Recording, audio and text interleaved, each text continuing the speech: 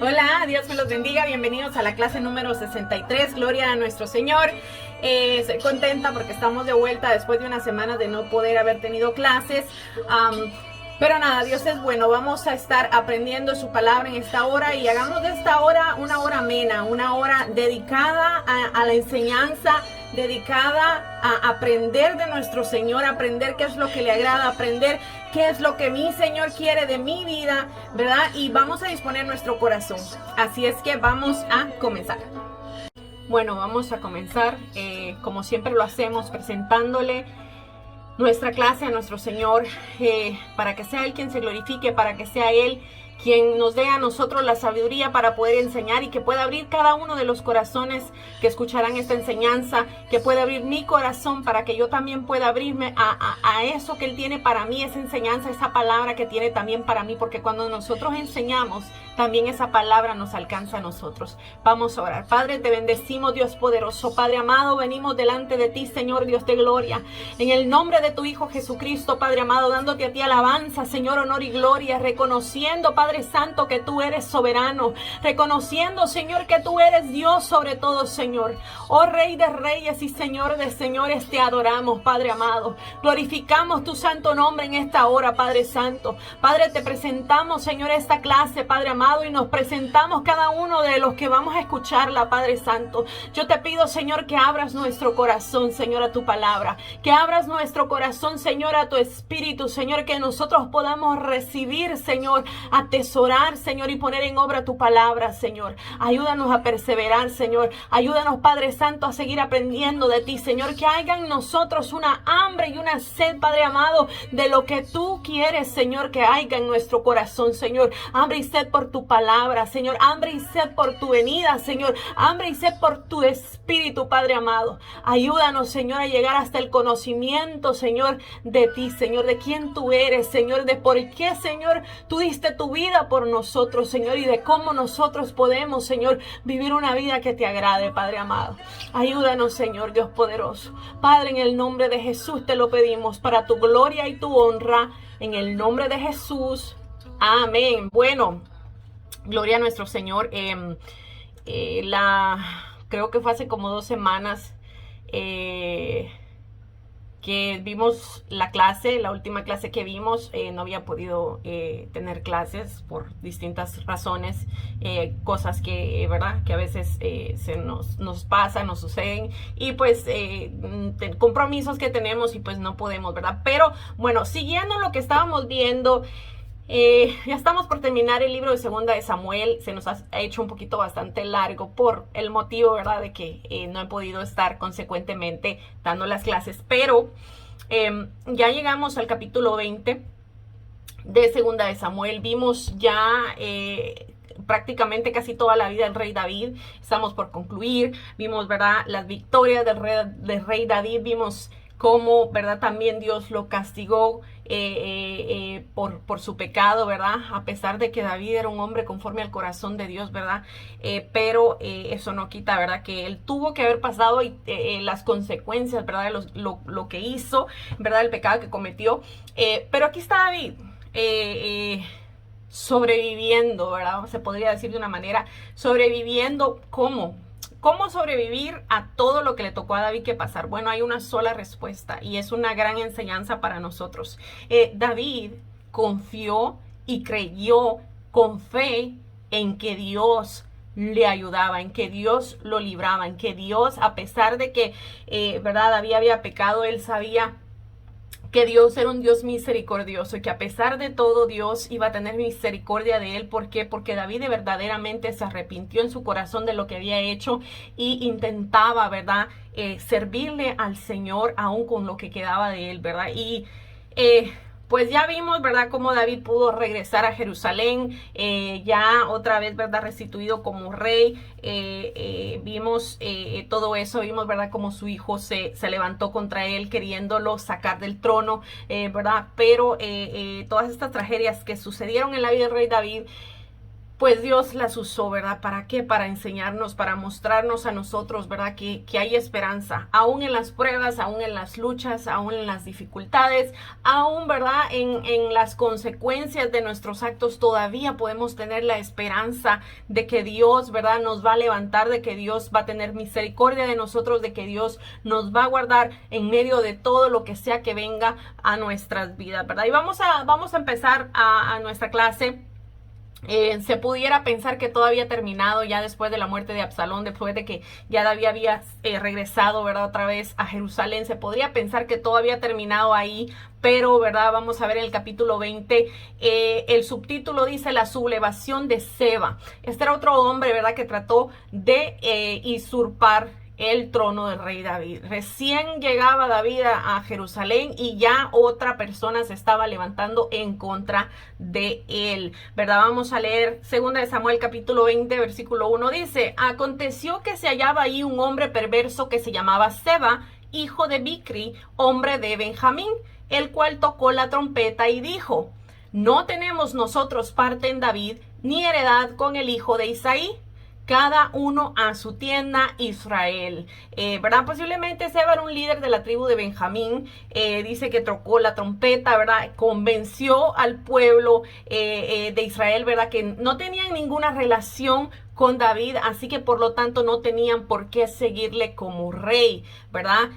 Y algo que me llamaba mucho la atención, que qué fácil eran estas tribus de convencer, ¿verdad? Que qué fácil los desviaba un hombre, ni siquiera le daban el beneficio de la duda, ¿verdad? Sino que simplemente escuchaban como órdenes, pienso yo, y por lo que leo, ¿verdad? Y seguían caminando, ¿verdad?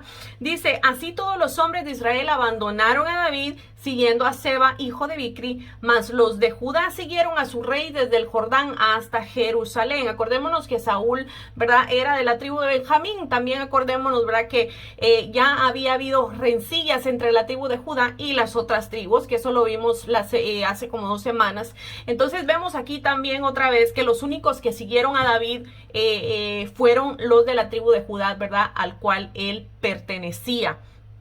Dice: y luego llegó David a su casa en Jerusalén, tomó el rey las 10 mujeres concubinas que había dejado para guardar la casa y las puso en reclusión y les dio alimentos, pero nunca más se allegó a ellas, sino que quedaron encerradas hasta que murieron en viudez perpetua. Acordémonos que estas mujeres eran, ¿verdad?, las que había tomado su hijo Absalón, ¿verdad? Entonces él decidió, ¿verdad?, nunca más volver a tener ningún tipo de relación con ellas, sino que las dejó encerradas como quien fuese una viuda, ¿verdad?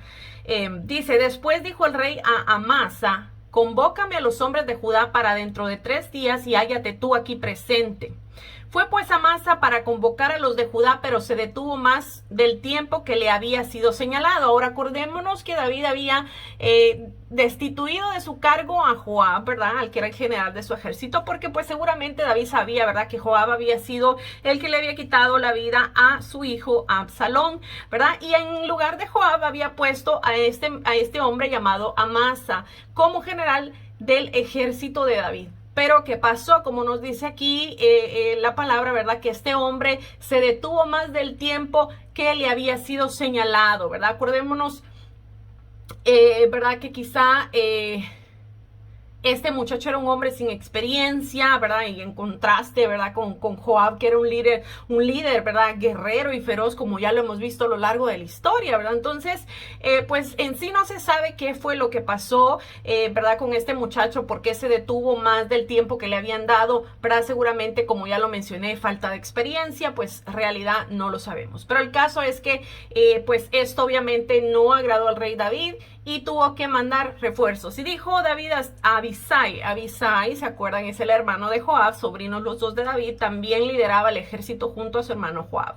Entonces, pues David pasó por alto a Joab, sí, y no lo llamó, ¿verdad?, a que acudieran ayuda de Amasa, sino que escogió por el hermano de Joab llamado Abisai, ¿verdad?, que también, como les dije, era juntamente con su hermano Joab los líderes, ¿verdad?, de los ejércitos de David. Bueno, dice: y dijo David a Abisai: Seba, hijo de Bicri, nos hará ahora más daño que Absalón.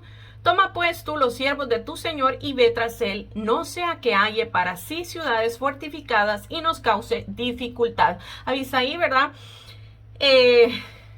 Vemos, ¿verdad? Que, como les decía, no llamó David a Joab, ¿verdad? Sino que llamó a Abisai, ¿verdad? Su sobrino, para que fuera o para encomendarle, ¿verdad? Lo que le había encomendado a Amasa, pero que este joven no había podido cumplir. Dice, entonces salieron en pos de él los hombres de Joab y los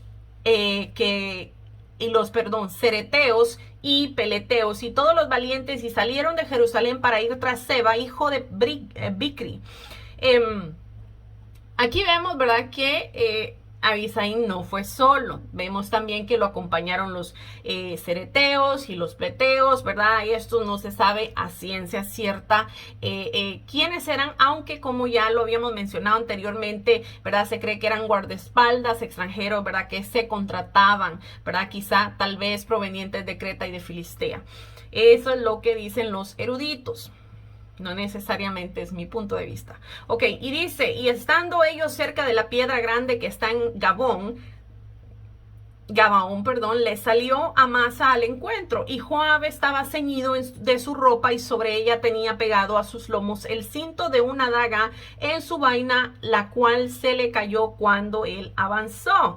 Vemos, ¿verdad? Que llegaron al mismo tiempo, al mismo lugar, juntamente con Amasa, ¿verdad? Y Joab, como dice aquí, traía su daga, ¿verdad? Como un buen guerrero, ¿verdad? Y vemos que se le cayó de la vaina, supuestamente. Entonces dice, entonces Joab dijo a Amasa, ¿te va bien, hermano mío? Y tomó Joab la barba de Amasa para besarlo. Y Amasa no se cuidó de la daga que estaba en la mano de Joab, y le hirió con ella en la quinta costilla y derramó sus entrañas por tierra y cayó muerto sin darle un segundo golpe.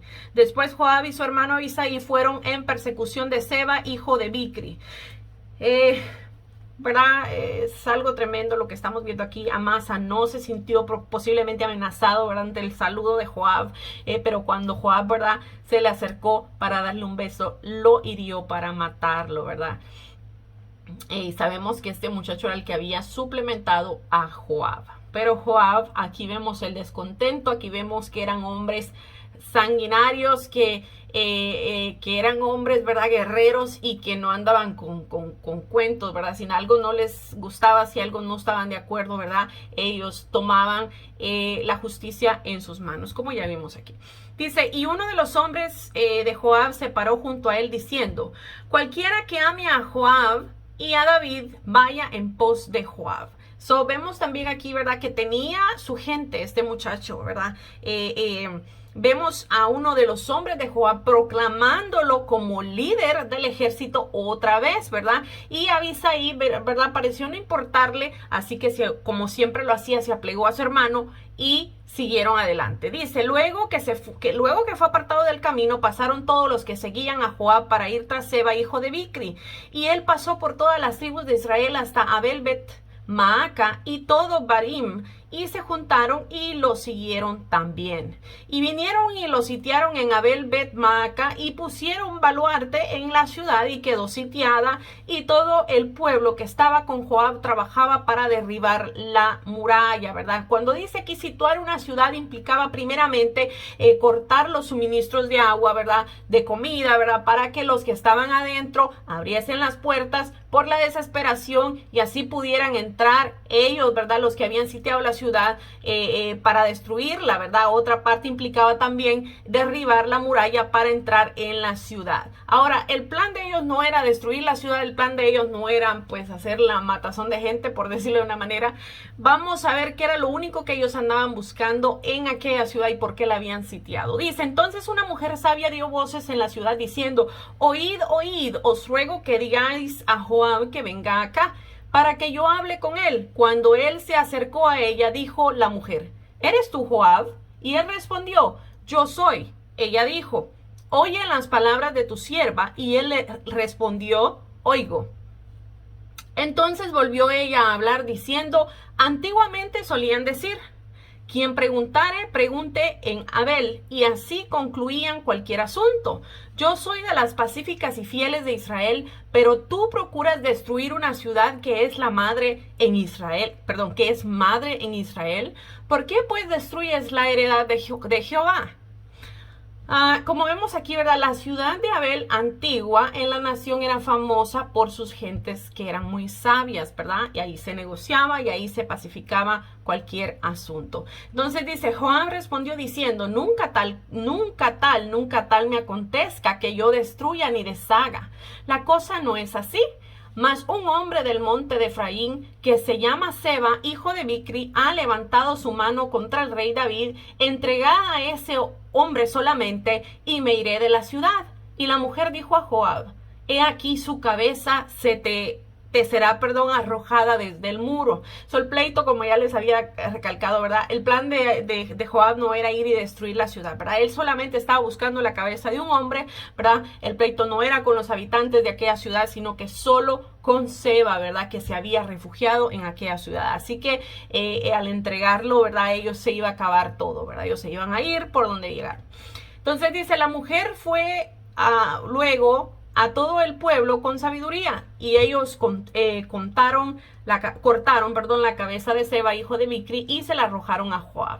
Y él tocó la trompeta y se retiraron de la ciudad, cada uno a su tienda, y Joab se volvió al rey de Jerusalén. Así concluyó esto, ¿verdad? Así tan rápido como se levantó, así mismo fue derribado este hombre que se levantó contra de David. Así hacía Dios, ¿verdad? Contra todos los enemigos de David. ¿Por qué? Porque David había alcanzado favor delante del Señor, ¿verdad?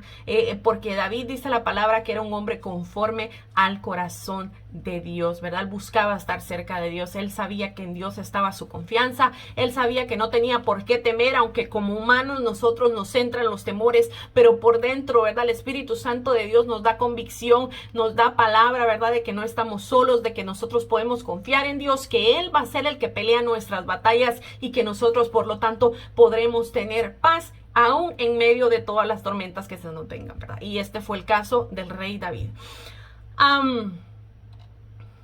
Aquí después hay un encabezado y dice oficiales de David. Vamos a leerlo. Dice, así quedó Joab sobre todo el ejército de Israel, y Benaia, hijo de Joaida, sobre los cereteos y peleteos.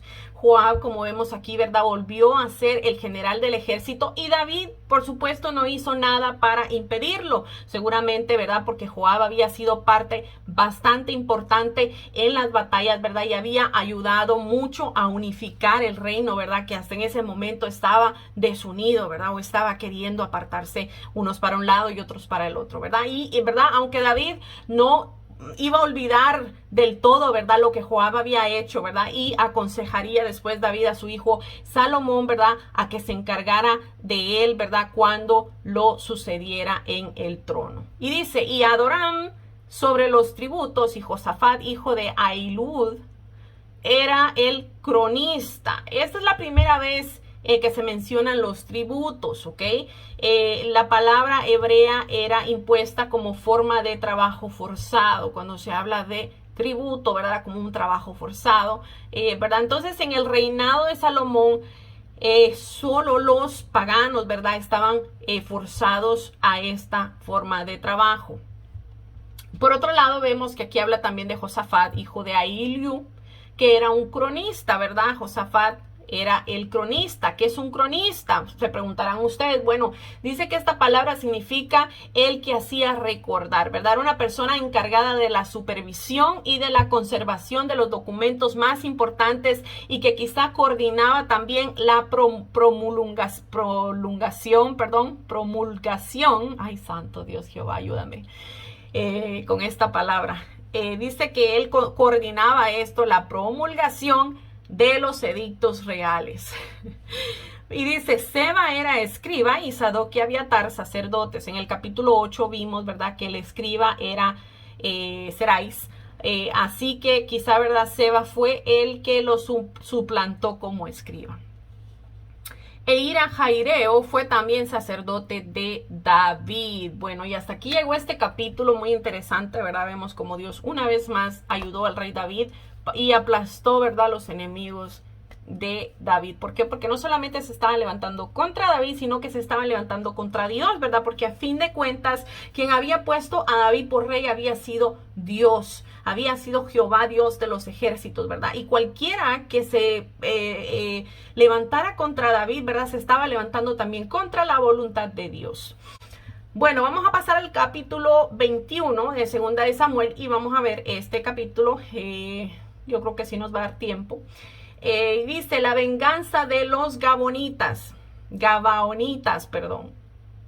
Segunda de Samuel capítulo 21 y dice, hubo hambre en los días de David por 3 años consecutivos y David consultó a Jehová y Jehová le dijo, es por causa de Saúl y por aquella casa de sangre por cuanto mató a los Gabaonitas. Para entender este pasaje, ¿verdad? Vamos a tener que ir atrás en la historia. Ya vimos esto, pero lo vamos a volver a leer. ¿Ok? Los Gabonitas eran amorreos y vamos a leer en Josué, en el capítulo 9 de Josué, quiénes eran ellos y por qué son mencionados aquí y por qué Dios dejó que pasara Israel tremendos 3 años de sequía, de hambre, ¿verdad? ¿Por qué? Porque los hijos de Saúl, porque Saúl, ¿verdad?, había matado a estos Gabaonitas. Ahora ustedes dirán, pero ¿y por qué? Si estos hombres no eran israelitas, eran hombres que vivían ahí en la tierra prometida, ¿verdad? Y que los israelitas estaban supuestos a sacarlos de la tierra, pero vamos a ir al corazón de la historia, ¿verdad? ¿Por qué esto estaba aconteciendo? Dice Josué 9, dice la astucia de los Gabaonitas, perdón. Dice, cuando oyeron estas cosas todos los reyes que estaban en el lado del Jordán, así en las montañas como en los llanos y en toda la costa del mar grande delante del Líbano, los heteos, los amorreos, cananeos, fereceos, heveos y jebuseos, se concentraron para pelear contra Josué e Israel. Acordémonos que aquí nos está diciendo, ¿verdad?, que esto fue el tiempo cuando Josué, ¿verdad?, lideró a los israelitas a entrar a la tierra prometida y su objetivo era echar a todas estas naciones de la tierra prometida para que pudiera ser heredada por ellos, ¿verdad?, habitada por ellos, ¿verdad? Entonces vemos aquí que todos estos reyes que estaban viviendo ahí, ¿verdad? Estos pueblos que estaban viviendo ahí con sus reyes, pues dice que se concentraron para pelear contra Josué e Israel. Dice, más los moradores de Gabaón, cuando oyeron lo que Josué había hecho a Jericó y a Ai, usaron de su astucia, pues fueron y se fingieron embajadores y tomaron sacos viejos sobre sus asnos y cueros viejos de vino rotos y remendados. Acordémonos que Jericó, ¿verdad?, había sido completamente destruida por los israelitas. Acordémonos que habían sido destruidos por la mano de Jehová, ¿verdad? Los israelitas se les dio orden de marchar alrededor de la ciudad y al día séptimo, ¿verdad?, de gritar, ¿verdad? Y los muros, dice la palabra, cayeron, ¿verdad? Ellos no tuvieron que botar ningún muro con su mano, sino que Dios los derribó. ¿Cómo? A través de la obediencia para que ellos tuvieron, ¿verdad? Pero estas regiones, estos reyes habían escuchado todo lo que había acontecido, ¿verdad?, con estas ciudades y pues por eso, ¿verdad?, tuvieron miedo y los Gabonitas, con astucia, ¿verdad?, se fingieron embajadores, tomaron, como ya vimos aquí, sus asnos, cueros de vino viejos, y dice, y zapatos viejos, y recocidos en sus pies, con vestidos viejos sobre sí, y todo el pan que traían para el camino era seco y mohoso. Y vinieron a Josué, y esto era con un objetivo, vamos a ver. Dice, y vinieron a Josué al campamento de Gilgal, y le dijeron a él y a los de Israel, nosotros venimos de tierra muy lejana, haced pues ahora alianza con nosotros. El hecho de que ellos tenían que demostrar de alguna manera que de verdad, venían de tierras lejanas. Entonces, si ellos traían sus zapatos, ¿verdad?, todos sucios, su ropa sucia, si ellos traían el pan que traían con moho y todo eso, entonces como que le daba credibilidad a su historia, ¿verdad?, de que verdaderamente venían de muy lejos cuando no era así. Dice, y los de Israel respondieron a los heveos.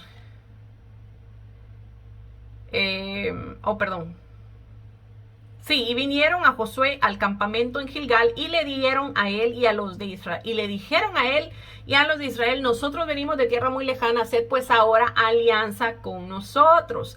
Y los de Israel respondieron a los heveos: quizá habitáis en medio de nosotros, ¿cómo pues podremos hacer alianza con vosotros? Ellos respondieron a Josué: nosotros somos tus siervos. Y Josué les dijo: ¿quiénes sois vosotros y de dónde venís? Y ellos respondieron: tus siervos han venido de tierra muy lejana por causa del nombre de Jehová tu Dios, porque hemos oído su fama y todo lo que hizo en Egipto, fingiendo, ¿verdad? Sí habían escuchado de Jehová, sí habían sabido, ¿verdad?, lo que Jehová había hecho, ¿verdad? Pero en este caso ellos estaban diciendo que habían venido de muy lejano por la fama de Dios, ¿verdad? Y querían hacer una alianza con ellos. Dice: y todo lo que hizo a los reyes de los amorreos que estaban al otro lado de Jordán, y a Sehón rey de Esbozón, y a Og rey de Basán que estaba en Astarot.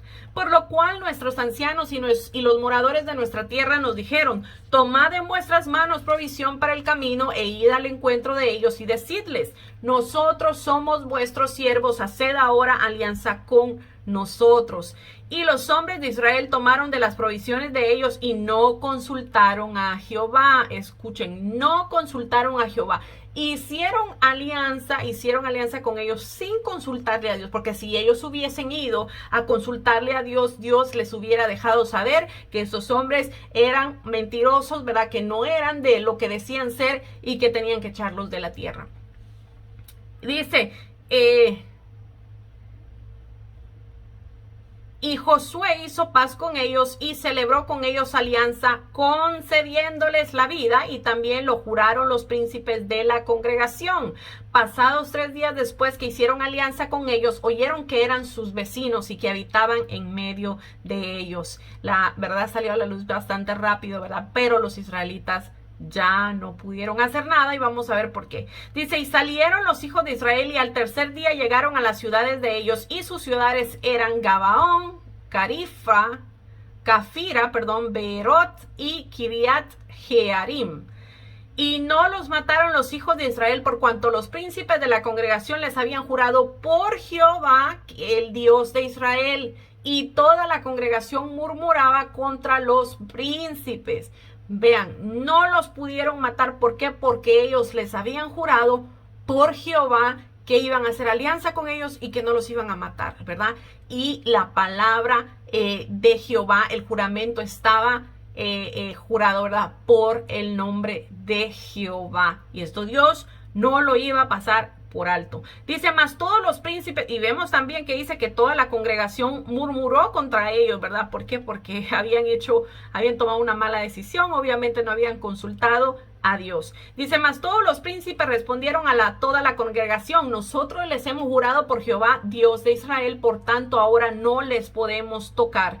Esto haremos con ellos: les dejaremos vivir para que no venga ira sobre nosotros por causa del juramento que hemos hecho, ¿verdad? Había temor de Dios, porque realmente nosotros hoy en día, ¿cuántos de nosotros no andando en el mundo, verdad, no dijimos: te lo juro por Dios? Y nosotros posiblemente no sabemos ni siquiera lo que estamos haciendo, pero esto es algo muy serio, porque lo vemos aquí en esa historia que estamos viendo. Y aún años y años y años después, Dios todavía tenía presente este juramento que ellos habían hecho en su nombre a estos hombres, los gabaonitas. Vamos a ver, dice: dijeron pues de ellos los príncipes: dejadlos vivir, y fueron constituidos leñadores y aguadores para toda la congregación, concediéndoles la vida según les había sido prometido por los príncipes. Ahora pues malditos sois, y no dejará de haber entre vosotros siervos, les dijo Josué, y quien corte leña y que saque el agua para la casa de mi Dios. ¿Por qué les dijo eso Josué? Porque ellos habían mentido, ¿verdad?, para aprovecharse. Dice: y ellos respondieron a Josué y dijeron: como fue dado a entender a tus siervos que Jehová tu Dios había mandado a Moisés su siervo, que os había de dar toda la tierra y que había de destruir a todos los moradores de la tierra delante de vosotros, por eso temimos en gran manera por nuestras vidas a causa de vosotros, e hicimos esto. Ahora pues, henos aquí en tu mano, lo que bien te pareciere bueno y recto, hacedlo de nosotros, hazlo. ¿Verdad? So vimos que su miedo no era específicamente por Dios, ¿verdad? Por quién era Dios. sino que el miedo era a perder su vida, ¿verdad? El miedo era a que los mataran y por esa razón habían mentido, ¿verdad? Tal vez si ellos hubieran dicho, no, queremos verdaderamente servirle a Dios, queremos verdaderamente nosotros creer en tu Dios, ¿verdad? O Israel, pues Dios los hubiera recibido, ¿verdad? Pero vemos que lo hicieron con otro propósito, no porque tuvieran temor de Dios, sino porque tenían temor de perder su vida, ¿verdad? Ahora, siguiendo, ahora sí podemos entender por qué dice aquí, ¿verdad? Lo que estábamos leyendo, la venganza de los gabaonitas, ¿verdad? Pasaron los años y años y Dios no se olvidó de este juramento que los hijos de Israel habían hecho para con los gabaonitas. Y dice que hubo 3 años de hambre en Israel, 3 años consecutivos de hambre. ¿Por qué? Porque los de la casa de Saúl, ¿verdad? Habían matado a muchos de los gabaonitas, ¿verdad? Entonces, ese juramento, ¿verdad? Que no los iban a tocar, se había hecho muchos años atrás, pero Dios todavía lo tenía vigente. Dice, vamos a volver a leer otra vez. Dice, y hubo hambre en los días de David por 3 años consecutivos, y David consultó a Jehová, y Jehová le dijo, es por causa de Saúl, y por aquella casa de sangre, por cuanto mató a los gabonitas, ¿verdad? Cuando dice aquí en los días de David, se refiere durante su reinado, ¿ok? Entonces vemos varias cosas en este pasaje. La primera, ¿verdad? Es que Dios tome en cuenta el juramento hecho en su nombre, ¿verdad? La segunda, que el Dios, ¿verdad? Es que Dios, ¿verdad? Va a hacer justicia y Él hace su justicia es parcial, ¿verdad? No tiene lados. No porque sea mi pueblo voy a hacer más que aquí, más que allá. Claro, nosotros como pueblo de Dios tenemos grandes favores del Señor, alcanzamos gran misericordia delante del Señor. Sí, más se podría decir que más que los impíos, ¿verdad? Que los que no conocen al Señor. ¿Por qué? Porque nosotros somos hijos de Dios.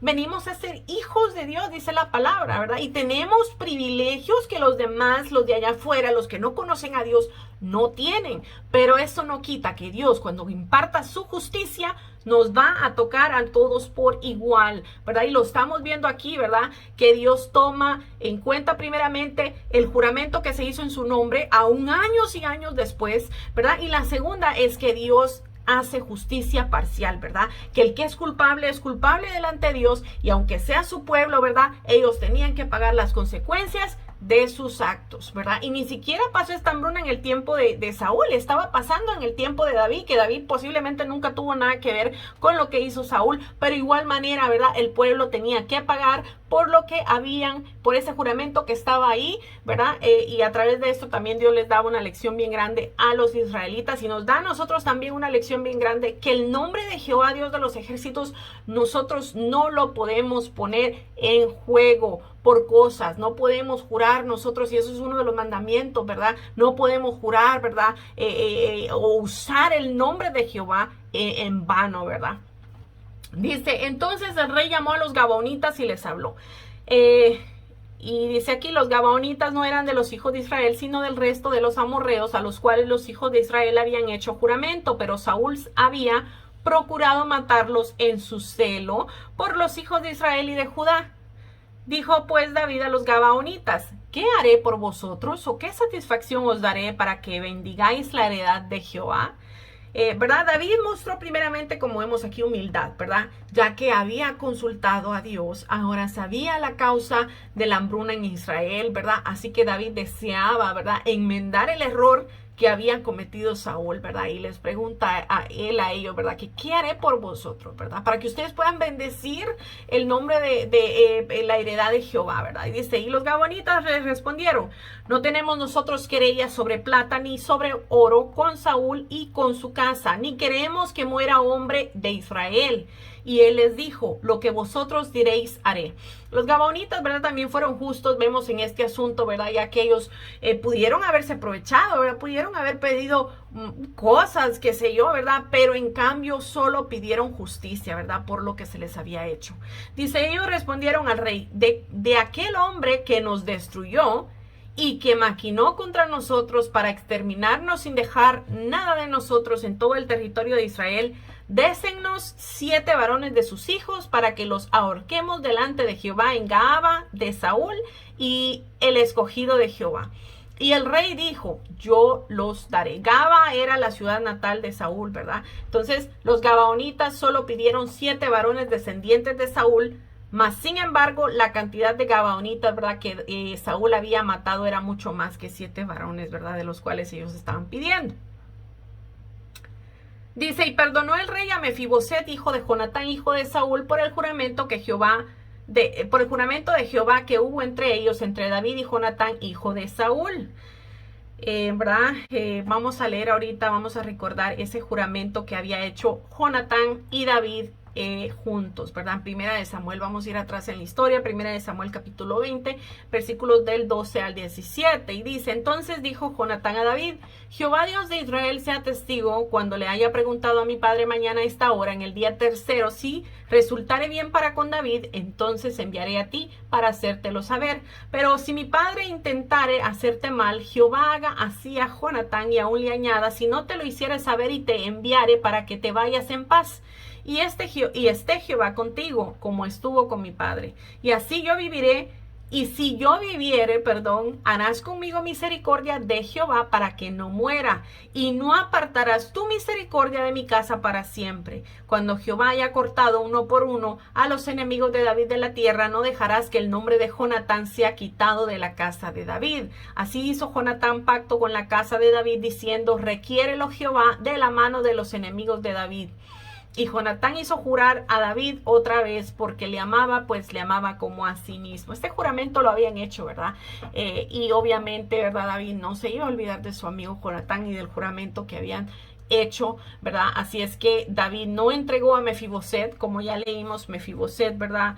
David lo llevó y comió de la mesa, ¿verdad?, del rey, este muchacho Mefiboset que estaba lisiado, ¿verdad?, por ese juramento que había hecho David con Jonatán su padre. Dice Jonatán, padre de este muchacho Mefiboset. Dice, pero tomó el rey a 2 hijos de Rispa, hija de Aja, los cuales ella había tenido de Saúl, Armoni y Mefiboset, y a 5 hijos de Mical, hija de Saúl, los cuales ella había tenido de Adriel, hijo de Barzalai, Meolatita. Ahora, aquí hay algo muy interesante. En el capítulo 6 de Segunda de Samuel, vimos que cuando David venía gozándose en la presencia delante del Señor, delante del arca de la alianza, ¿verdad? La que se menciona aquí, Mical, que era hija de Saúl, la que en ese momento era esposa de David, ¿verdad? Dice que lo despreció, ¿verdad? Lo despreció porque David venía danzando, David venía adorando a Jehová, y el texto, ¿verdad?, nos dice que por causa de esto Mical fue estéril y nunca tuvo hijos. Pero aquí, ¿verdad?, se nos dice que tenía hijos, así es que muchos dirán tal vez que la Biblia se contradice, ¿verdad? Pero no es así. Vemos qué podría haber pasado. Vamos a ver qué es lo que pudo haber pasado aquí, ¿ok? Aquí, ¿verdad?, debería de estar el nombre de Merab y no el de Mical. ¿Por qué? Porque Merab fue la hija mayor del rey Saúl, ¿verdad?, que había sido prometida a David, pero al final había sido entregada a Adriel, según Primera de Samuel, capítulo 18, versículo 19. Entonces, en el relato se vuelve a hablar de Mical, y no de Merab, como la madre de los 5 hijos de Adriel, que fueron entonces ejecutados en venganza, ¿verdad? Pero ya habíamos visto que Mical murió sin hijos. Entonces, en ningún lugar se menciona que hubiera sido esposa de Adriel. La que era esposa de Adriel era Merab, ¿verdad? Entonces, algunos estudiosos bíblicos opinan, ¿verdad?, que su nombre aparece entonces debido a un error posiblemente del escriba, ¿verdad? Los escribas eran los que se encargaban, ¿verdad?, de copiar los escritos, ¿verdad? Entonces, sin embargo, también, ¿verdad?, en gran parte de los manuscritos hebreos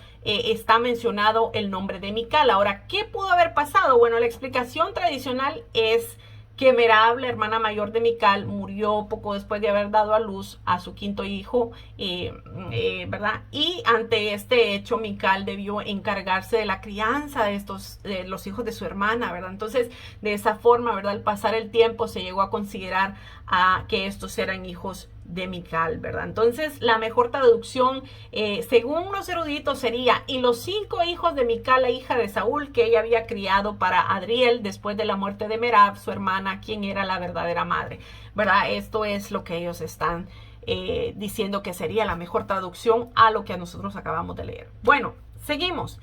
Dice, y los entregó en las manos de los gabonitas y ellos los ahorcaron en el monte delante de Jehová, y así murieron juntos ellos 7, los cuales fueron muertos en los primeros días de la siega y al comenzar la siega de la cebada. Entonces vamos a saltar al verso 13. David, ¿verdad?, ordenó darles a estos muchachos que habían sido ahorcados, ¿verdad?, delante de Jehová por los gabaonitas. Decidió él darles una digna sepultura después de todo. Dice, hizo llevar ahí los huesos de Saúl y los huesos de Jonatán su hijo, y recogieron también los huesos de los ahorcados. Y sepultaron los huesos de Saúl y los de su hijo Jonatán en la tierra de Benjamín, en Sela, y el sepulcro de Cis, su padre. E hicieron todo lo que el rey había mandado, y Dios fue propicio a la tierra después de esto. Cuando dice aquí, ¿verdad?, que Dios fue propicio a la tierra, ¿verdad?, significa que la hambruna cesó, ¿ok? Ahora hay otro encabezado y dice, Abisaí libra a David del gigante, ¿verdad? Acuérdense, Abisaí es el hermano de Joab, el jefe del ejército, ¿verdad?, el general del ejército de David.